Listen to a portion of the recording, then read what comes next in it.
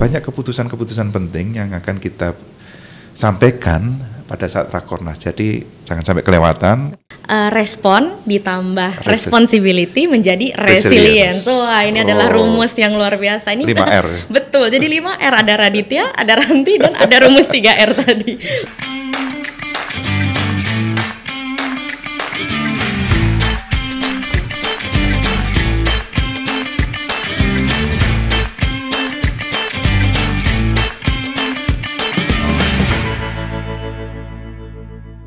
Halo sahabat tangguh, kembali lagi bersama saya Ranti Kartika Ningrum Darmawan di podcast BNPB. Pastinya kita akan membahas berbagai macam upaya Indonesia dalam menanggulangi kebencanaan. Karena update bencana jangan tunggu jadi korbannya.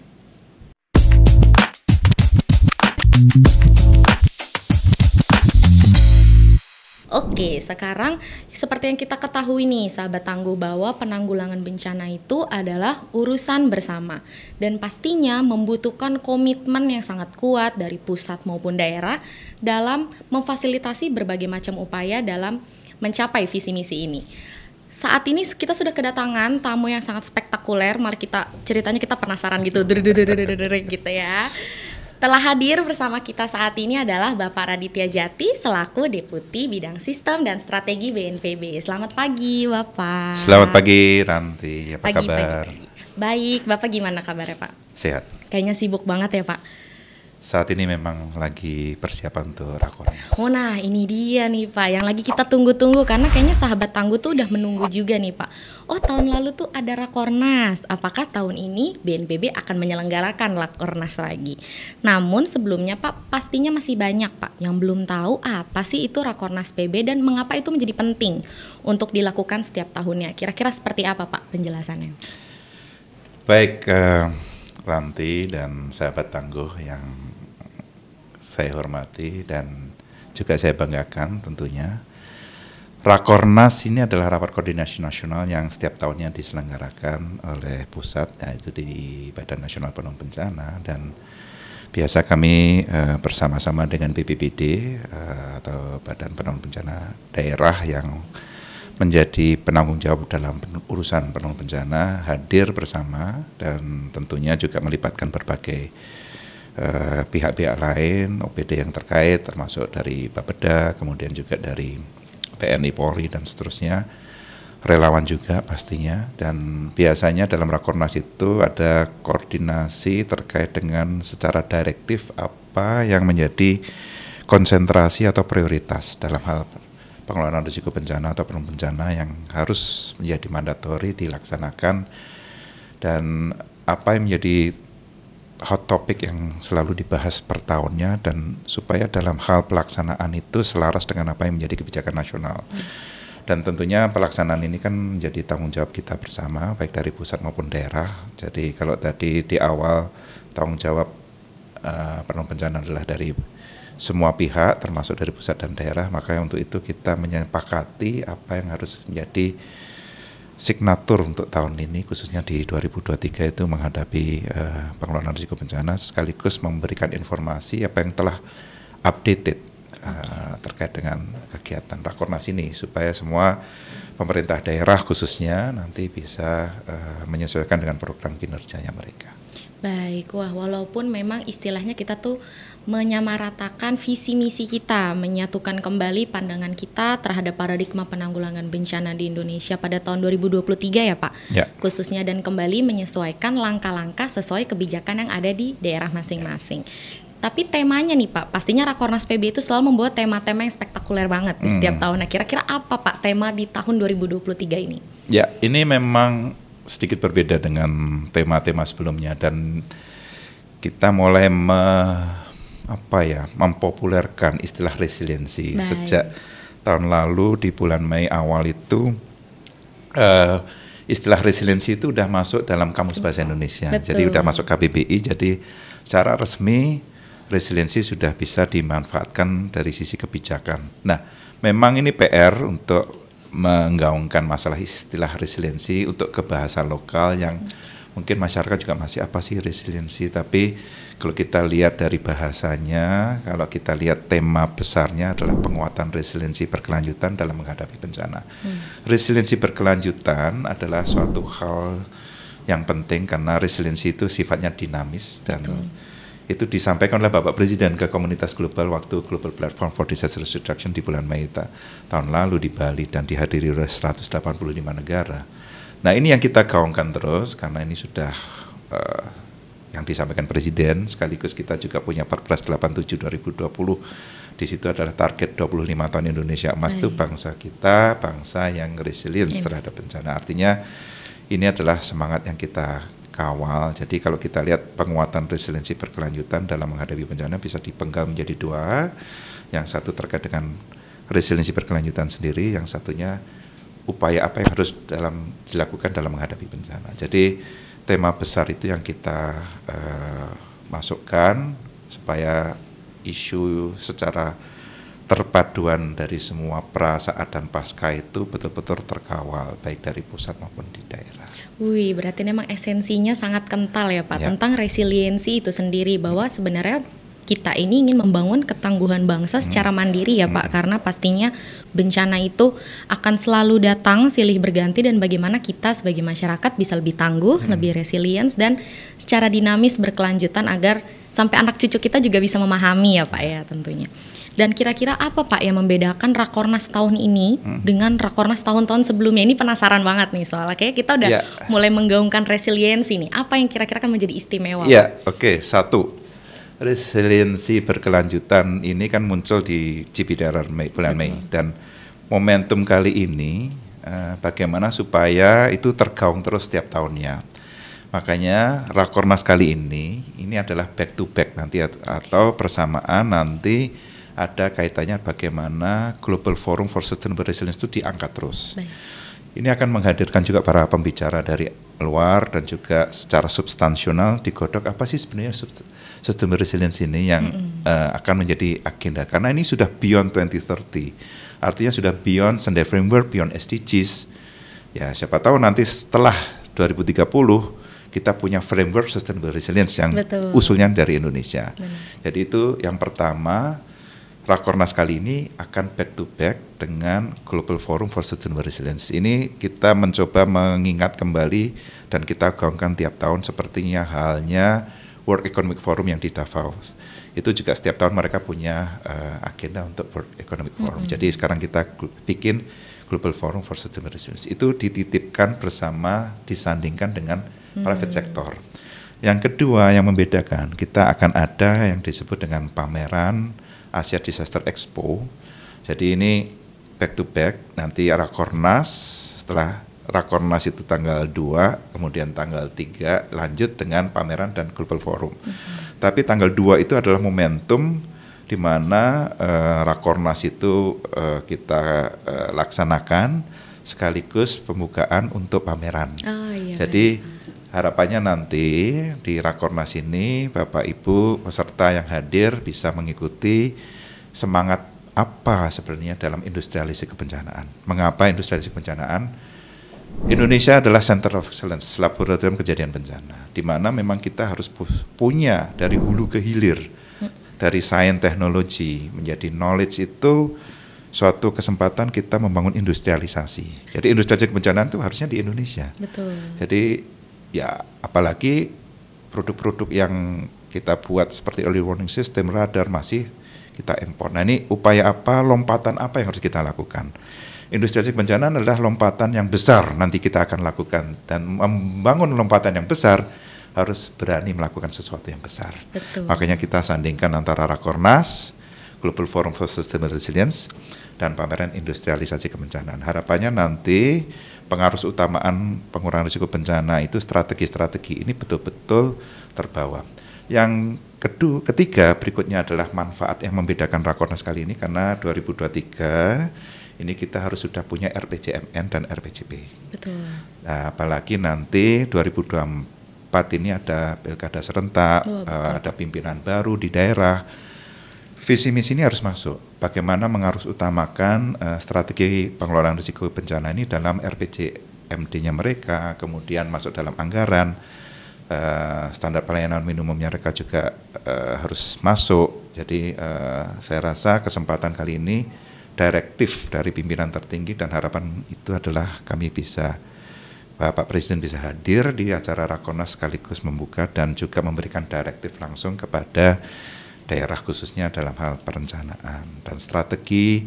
Apalagi kita punya RIPP yang tadi kami sampaikan, harapannya ini menjadi semangat besar untuk mengusung Indonesia menjadi bangsa yang resilient di Indonesia.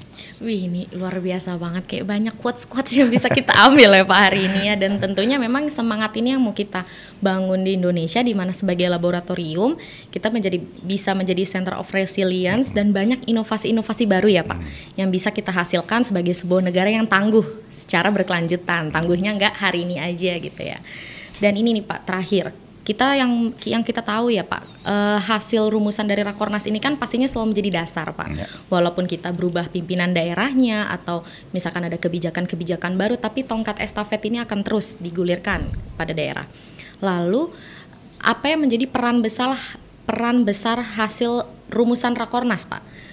Tentunya kita pasti ingin menitik beratkan pada mitigasi dan pencegahan, apalagi itu selalu searah dengan arahan Presiden Pak ya. Bagaimana sih Pak hasil rumusan ini bisa berperan besar bagi paradigma Indonesia ini bisa selalu pada pengurangan risiko bencana? Saya mungkin sedikit mundur di 2015. 2015 itu ada kesepakatan pasca Hyogo Framework for Action, di mana paradigma shift-nya adalah dalam penanggulangan bencana berubah menjadi pengelolaan risiko bencana. Yang kedua, paradigma shift-nya adalah bukan what to do tapi how to do.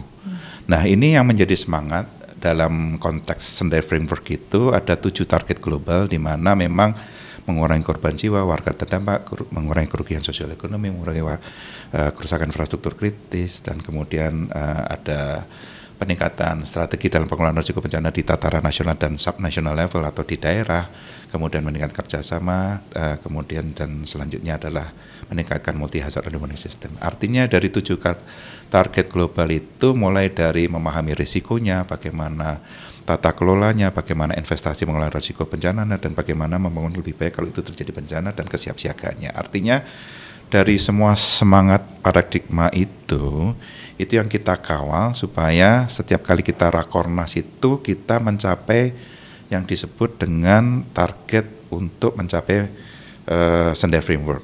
Dan tahun ini Mbak Ranti, 2023 adalah midterm review-nya Sendai Framework. Nah, nanti bulan Mei ini akan disampaikan di New York. Dan ini adalah dari seluruh anggota negara PBB yang 198 itu akan hadir untuk menyampaikan reporting. Dan Indonesia sebetulnya adalah champion di sini. Artinya selama ini memang kita rajin memberikan report. Nah, semangat ini tidak bisa kita bawa sendiri dari nasional kalau daerah tidak melaksanakannya. Nah, Rakornas adalah kesempatan yang they have to bring back home. Resiliensi itu mereka harus bawa ke rumah supaya ada sesuatu yang bermanfaat dan berdaya guna, atau kita biasa menggunakan use and useful dari Rakornas itu. Memang betul apa yang menjadi catatan arahan Presiden dari 2021, 2022 itu memang fokus kepada kesiapsiagaan atau preparedness atau pra bencana, di mana memang di situ berupaya untuk bagaimana berorientasi pada ketangguhan bencana, termasuk bagaimana implementasi RIPP ini bisa optimal mungkin dilaksanakan khususnya nanti di daerah. Nah, kesempatan kali ini apa yang bisa mereka bawa pulang dari Rakornas adalah satu terkait dengan bagaimana menurunkan rencana nasional itu menjadi RPB atau rencana bencana di daerah. Dan itu target kita 2024 semua sudah memiliki RPB yang sampai saat ini mungkin belum sampai 50%. Ini memang target ambisius tapi harus dilaksanakan, kan ini sudah SPM kita. Betul. Termasuk kajian risiko bencana dan seterusnya. Artinya kalau seluruh wilayah Indonesia yang memang negara kepulauan kita memang memiliki risiko yang lebih tinggi daripada negara-negara yang mainland atau negara dataran, kita memiliki kepulauan, kita memiliki garis pantai yang lebih luas. Jadi artinya lebih panjang. Artinya bagaimana upaya-upaya mengurangi risiko itu berbasis pada kerentanan yang ada secara basis alam kita. Nah, kita tidak bisa memungkiri memang proses alam ini, peristiwa alam ini akan terjadi terus. Tapi apakah kita selalu menyalahkan peristiwa alam? Karena bencana itu there's no such thing as a natural disaster. Adanya natural hazard. Betul. Karena semua sudah ada intervensinya. Apakah manusianya tinggal di situ, berarti terkait dengan tata ruang. Apakah gempa itu terus mereka kuat dengan upaya untuk melakukan mitigasi dengan pemukiman infrastrukturnya misalnya. Jadi sebetulnya intervensi manusia sangat besar di dalam upaya untuk mengurangi risiko ini. Nah, ini yang semangat kita bawa, kita dorong berbasis pada subtopik-subtopik yang nanti akan dihadirkan. Dan Rakornas ini nanti mungkin lebih bersifat direktif dan ada talk show-nya. Jadi mungkin awal lebih direktif ke beberapa keynote speech yang akan hadir, termasuk beberapa kementerian dan menteri. Kemudian setelah ada arahan Bapak Presiden, kemudian nanti di siang lebih ke panel dan diskusi lebih lanjut dengan para perwakilan kementerian lembaga yang akan hadir. Harapannya sih itu menjadi poin penting untuk menjadi enlightenment dari para pesertanya. Oh, ternyata ini yang harus saya lakukan. Betul. Dan tantangannya adalah bagaimana menyatakan bahwa mereka berhasil dalam mengelola risiko. Salah satunya adalah dengan policy instrument. Jadi saya rasa Rakornas ini menjadi penting untuk bisa dibawa kembali ke masing-masing daerahnya. Dan tidak hanya itu, Mbak Ranti, bagaimana sebetulnya mengimplementasikan menjadi aksi nyata, tidak hanya sekedar konsep kebijakan, tapi bagaimana tools menurunkan dari kebijakan menjadi model dan pelaksanaan di daerah itu terlaksana secara baik. Dan pastinya ini butuh dukungan dari Bapak Ibu peserta dari Rakornas nanti yang akan hadir supaya mereka punya sesuatu yang bisa dibawa pulang. Jadi artinya apa semangat yang bisa dibawa, diusung bersama untuk membangun bangsa yang resilient ke depan. Wih, ini berarti memang sebenarnya poin target utama dari Rakornas PB ini adalah bring home the resilience, di mana ketika kita sudah membawa pulang resiliensi ini ke daerah masing-masing, dari hal kebijakan diimplementasikan menjadi suatu aksi nyata, dan juga ada tools-tools pendukung gitu ya Pak. Wah, ini kayaknya seru banget untuk bisa ditelaah lebih lanjut oleh masing-masing daerah, gimana sih caranya masing-masing daerah ini bisa mewujudkan resiliensi dari masing-masing, istilahnya apa ya, negara kepulauan kita, berbagi budaya, berbagai praktik baik yang bisa diangkat melalui resilience mereka masing-masing, disatukan menjadi satu aksi nyata. Wah, ini seru banget pastinya. Dan boleh dong Pak Radit ajak-ajak nih BPBD sama sahabat tangguh untuk berpartisipasi langsung ke Rakornas PB 2023. Jangan lupa Bapak Ibu sekalian yang ada di daerah, khususnya BPBD, silahkan hadir pada tanggal 2 dan 3 Maret, nanti akan di Jakarta, khususnya di JI Expo Kemayoran. Di situ Bapak Ibu bisa mendapatkan pengetahuan khususnya baik dari segi kebijakan maupun bagaimana menurunkan sampai ke level taktis dan operasional, apa yang bisa dilakukan untuk membangun bangsa kita yang resilient ke depan, ke generasi berikutnya, supaya bangsa kita adalah bangsa yang resilient sampai Indonesia, Mas. Wih, tepuk tangan, yeay. Terima kasih. Dan pastinya kita selalu berharap bahwa perhelatan yang kita lakukan itu bukan hanya sekedar seremonial belaka ya Pak ya, karena kita berharap setiap usulan-usulan, rumusan-rumusan dari hasil Rakornas ini benar-benar bisa menjadi kunci bagi setiap daerah untuk bisa membangun ketahanan bersama, ketangguhan yang secara mandiri dan berkelanjutan pastinya. Setuju, jadi memang it's not just a ceremony Rakornas. Betul. Memang kelihatannya seremoni, tapi ada dua hal di situ. Yang pertama, kita sebagai bentuk tanggung jawab kita, Indonesia, apalagi BNPB dan PBB adalah memiliki tanggung jawab dalam melakukan koordinasi, dalam melakukan implementasi, dalam melakukan komando dalam penanggulangan bencana. Jadi satu, ini adalah kesempatan kita memberikan responsibility. Bagaimana dari risiko menjadi resilience itu perlu responsibility, menjadi tanggung jawab kita bersama. Yang kedua, banyak keputusan-keputusan penting yang akan kita sampaikan pada saat Rakornas. Jadi jangan sampai kelewatan. Betul. Ini menjadi penting secara tanggung jawab, dan keputusan penting ini akan disampaikan di Rakornas. Oke, berarti ini rumusnya itu ada nih Pak, rumus jitu-nya buat Rakornas. Ini kan ini RR semua nih. Ada Raditya, ada Ranti, tapi juga ada respon ditambah responsibility menjadi resilience. Wah, ini adalah rumus yang luar biasa. Ini 5R. Betul. Jadi 5R, ada Raditya, ada Ranti, dan ada rumus 3R tadi. Betul. Dan terima kasih banyak Pak Radit atas kesempatannya dan waktunya sudah mau berbagi tentang Rakornas kepada sahabat Tangguh, pastinya kepada BPBD juga, agar teman-teman BPBD bisa lebih siap nih, kira-kira rumusan apa yang mereka bawa, juga ide-ide kreatif maupun inovasi-inovasi dalam hal penanggulangan bencana saat Rakornas nanti.